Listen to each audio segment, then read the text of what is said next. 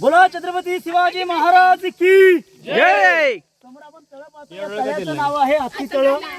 अशी रायगड किल्ल्यावरती 11 तळ आहेत, 84 पाण्याच्या टाक्या आहेत।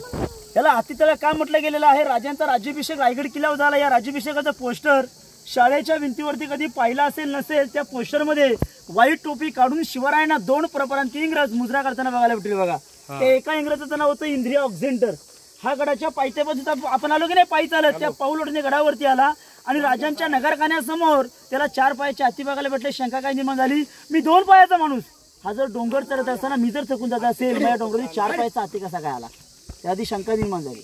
म्हणून त्याला प्रश्न जो दरबारामध्ये उपजला, दरबारामध्ये मावळ्या प्रश्न विचारला की डोंगर हत्ती कसे काय आले? मावळे हुशार होते। मावळे तो प्रश्न इंग्रजीत विचारला। आम्ही मराठी बोलणारी माणसं, तुम्ही इंग्लिश बोलणारी माणसं, आमच्यापेक्षा इंग्रज हुशार असते, याचं तर तुम्ही दिलं तर बरोबर होईल। त्या इंग्लिश बोलणारा इंग्रजाला काय कारण? महाराजांची दृष्टी। शिवरायांना माहिती होतं लहानापासून मोठं करता येतं, पण मोठ्यापासून लहान करता येत नाही।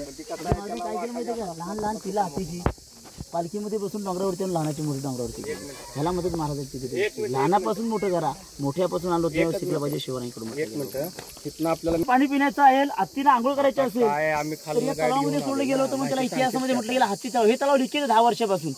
तर त्या काळची जर इंजिनियर असते ते कल्पना कर, त्या काळची जर इंजिनियर असते तर त्यांनी 10 मिनिटांनी शोध लावला असता, 5 मिनिटं शोध लावला असता। आता जे 10 वर्षापासून इंजिनियर शोध लावतात, अजूनपर्यंत लिखित सापडलेलं नाही बघा। पाणी तलावाचं खाली पाणी जाते बघा। म्हणून त्याला इतिहासामध्ये म्हटलं गेलेलं आहे हत्ती तळ। आता पुढचं तलाव बघायचं, त्या तलावाचं नाव आहे गंगासागर तळ। ती बघ कसं भरलेलं आहे पहिल्यापासून पाणी, आता 10 वर्षापासून लिखित आहे। मग ते आपल्या गडावरती आता जे शिव इंजिन येतात की नाही संभाजी महाराजांचे, ते लिखित करतात पण लिखित सापडलेलं नाही अजूनपर्यंत।